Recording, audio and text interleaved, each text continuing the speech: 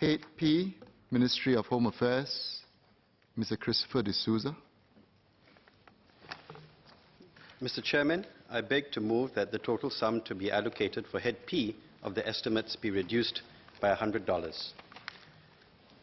Sir, reports have been made of foreign interference in various jurisdictions around the world. These include agents of influence, funding, hacks, and leaks.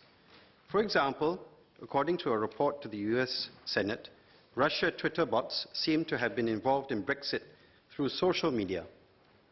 This is not to be taken lightly, as interracial tensions were escalated by foreign state actors in the case of US, that is, deepening the black-white divide. State actors were allegedly behind the Macron hack and leaks, where forged emails were mixed with real ones and were released at the 11th hour.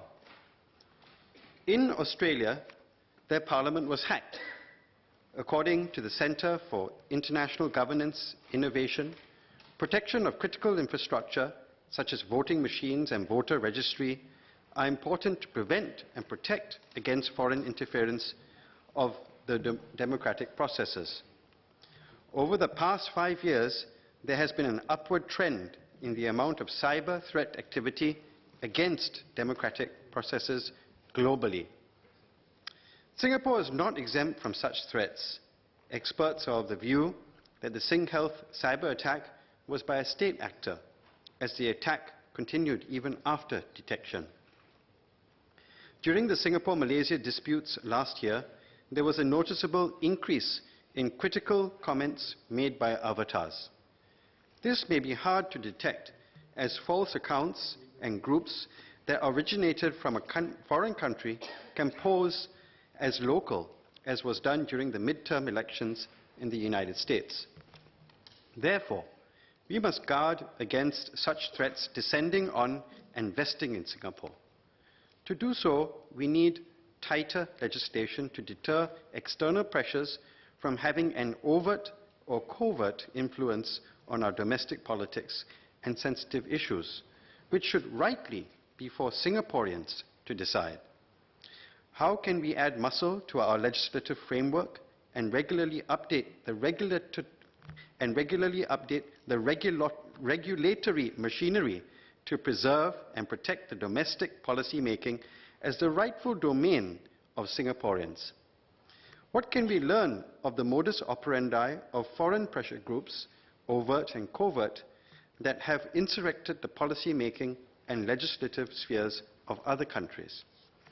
Such a study will assist our home team to deter such modus operandi from being deployed here in Singapore.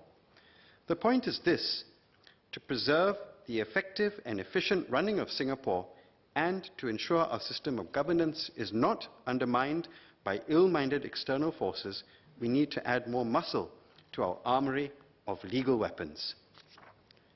May I take my next two cuts, Mr. Chairman? Yes, please. Thank you. New threats and foreign fake news. A study of insurrectionist fake news movements around the globe show that hostile information campaigns are deployed in an attempt to undermine institutions, social cohesion, and trust in governments. As effectiveness and efficiency can be hampered by an unabated spreading of untruths, the need for Singaporean security agencies to detect and counter them is crucial for the longevity of our system of governance and its continued efficiency. Therefore, to protect Singapore's reputation as a safe country in which systems of governance, trade, and industry function predictably and effectively, we should have an armory of legal tools to combat propagators of fake news and the ill consequences of their trade. It is important that this armory of legal tools be versatile, as disinformation campaigns have become even more sophisticated, and we need to keep up with the advancements in techniques of concealment and manipulation.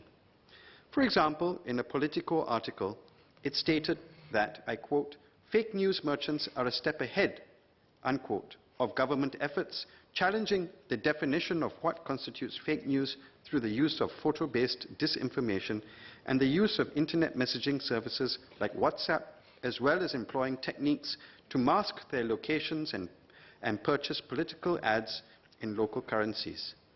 To that end, would MHA consider formalizing such an armory of legal tools into a legislative and regulatory framework to combat fake news emanating from domestic and foreign propagators? Preserving racial and religious harmony. Every 21st July, Racial Harmony Day is celebrated. Why 21st July? The first series of riots in the race riots of 1964 began on 21st July. Those riots had been called, I quote, the worst and most prolonged in Singapore's post-war history, unquote. But the fact that we can celebrate Racial Harmony Day is a testament of how much stronger our unique social fabric has grown. Unique Singapore is made up of many races, Malay, Chinese, Eurasian, Indian, and groups of other ethnicities. Along with the ethnicities, there is a wide representation of religions. Living harmoniously and respectfully is therefore important. Through the ethnic integration program, people of different races live side by side. However, with the rise of inflammatory speech around the world, seeking to incite violence against people based on religion or race, what are our ongoing plans to further safeguard our racial and religious harmony? Further, what steps will be taken to combat hate speech which incites violence against race or religion where such incitement is conducted on social media? It has been reported that since 2012, there has been a 600% increase in the number of users on Twitter globally that spout racial supremacy tweets. A United Nations expert stated that there is a dramatic increase in the number of websites and social media platforms that enable the incitement of violence. Tackling the social media aspect is important, as words on social media can quickly go viral like a fire which is out of control. This can be done through the use of bots, as it is more difficult to trace the origins of such speech and identity can be easily masked. What legal tools will MHA deploy to deter would-be perpetrators from spouting inflammatory speech?